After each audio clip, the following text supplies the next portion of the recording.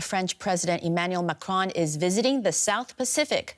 The island nations located between the U.S., China, and Australia are taking on major strategic importance for security and defense. The U.S. has long held sway in the region, but China is seeking to build influence there. And now France wants to offer its own alternative in the Pacific region. French President Emmanuel Macron, seen here visiting Papua New Guinea, wants to carve out a more significant role for France in global competition between the US and China in the South Pacific. The island nations, sparsely populated atolls, and volcanic archipelagos of the region have become a geopolitical flashpoint. On an earlier visit to Vanuatu, without naming China, Macron warned of the threat to sovereignty of smallest states amid the US-China power struggle. The global order is completely disturbed by the willingness of new imperial powers jeopardizing this rule-based order. And this new imperialism is the basis of a new colonialism, let's be clear. And the French strategy is clearly to build with you the defense of this liberty of sovereignty in the region. The US and Australia have long held sway in the region, but over the last decade, China has carefully built up ties. The West was rattled last year when Solomon Islands signed a security pact with China. There were concerns Beijing was building its first military base in the area.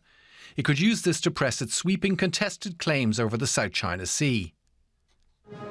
This month, Solomon Islands Prime Minister Manasseh Sogavare travelled to Beijing to open its embassy in China, 4 years after the two countries established diplomatic relations. Macron relaunched France's Indo-Pacific strategy against a backdrop of divisions among the Western allies. In 2021, there was a bitter row over a cancelled submarine contract with Australia. Canberra opted for the so-called AUKUS subs through a partnership between Australia, the UK and the US. The US has ramped up regional diplomacy while beefing up its defence alliances. Washington and Canberra are participating in the largest ever Australia-US military exercise, Talisman Sabre. France will also take part in the drills. US Secretary of State Anthony Blinken opened a new embassy in Tonga. In February, the US reopened its embassy in Solomon Islands after 30 years and has plans to open missions in Vanuatu and Kiribati. 2 days after Blinken left Tonga, the Chinese Peace Ark hospital ship docked there, offering free health services. The scramble for the South Pacific is picking up pace. Joining us in the studio is DW's Asia analyst Clifford Coonan. Clifford, can you tell us a little bit more about Macron's trip? Well, this is about France carving out its own little niche in foreign policy when it comes to this region, which is now, as we've seen, there's a scramble for the South Pacific between China and the US in particular. He's taken aim at what he calls this new imperialism. There's a little bit of ambiguity there. I think it's clearly aimed at China, but he's also suggesting that the US, which is also building up its presence in the region, is also guilty of this new imperialism. So in some ways, it's classic French foreign policy in that way, but it's very significant because it shows just how important the South Pacific is becoming.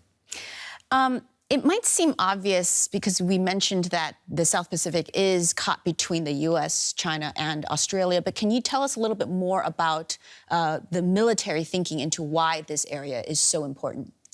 Well, it's been a process that we've seen where China has sought to win back a number of these nations in the region from supporting Taiwan diplomatically, and they've succeeded with a number of them. And then they've developed the whole Belt and Road Initiative. They've extended it to include the South Pacific. The Belt and Road has a kind of a dual use in that it builds up economic influence, but it also allows for geopolitical influence.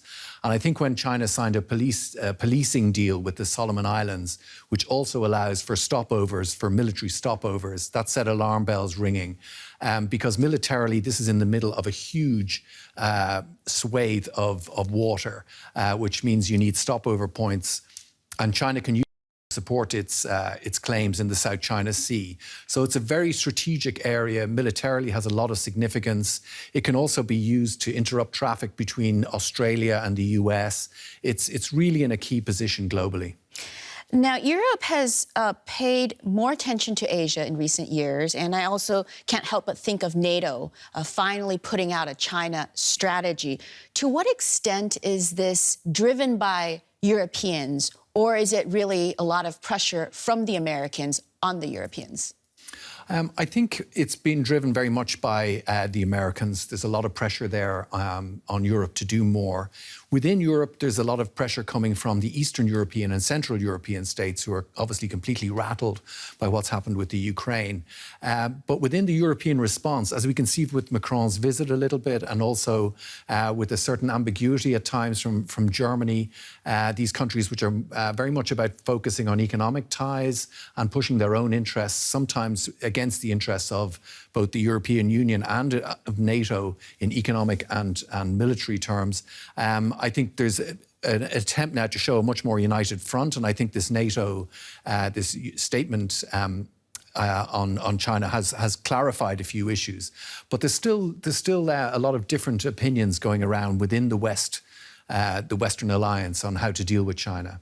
Now, you talk about Europe having mixed strategies in this region. China has certainly been able to be more targeted and focused. We've seen China not just in the South Pacific, but in Africa, in Latin America. So I wonder to what extent whether the United States and France in this instance are coming in a little too late to the South Pacific region. Yeah, I think China's been very good at selling this message of being a supporter of the global South. And it actually has gotten out there and it's built roads, it's built stadiums, it's built government buildings. It's helping with healthcare, as we saw in the piece. So I think it's been very good at that. I think it's never too late to try and win back sentiment. I think there's a lot of goodwill there. So I think that they've been able to, they will be able to capitalize on that. But there's a lot of work to be done. I think in some ways Macron's visit is significant because he really does isolate some of these issues. And he uses the language in some ways that China likes to use about imperialism and things like that. So I think there's a definite effort, and these things can change very quickly. It just takes a matter of stepping up development aid and other areas where there can be cooperation. I wonder to what extent, do we have a sense of how the citizens of the South Pacific view all of this? Are they partial to one country over the other, or is it mixed depending on which island nation you're talking about? Well, a lot of these countries have very strong historical links to the United States. In World War II, a lot of the battles of World War II were fought there, and the Japanese were eventually driven out by the US forces. And I think there's generally a lot of goodwill towards the US. At the same time, China has been delivering on the hospitals and the roads. So that's also going to help bolster their bid to gain influence there. I think ultimately, probably the West has more goodwill because China can't offer certain guarantees that the US will offer, and a lot of these are democracies.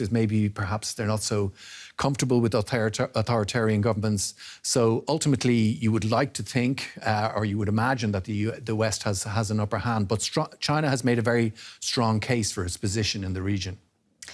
Clifford Coonan, thanks so much for joining us in the studio.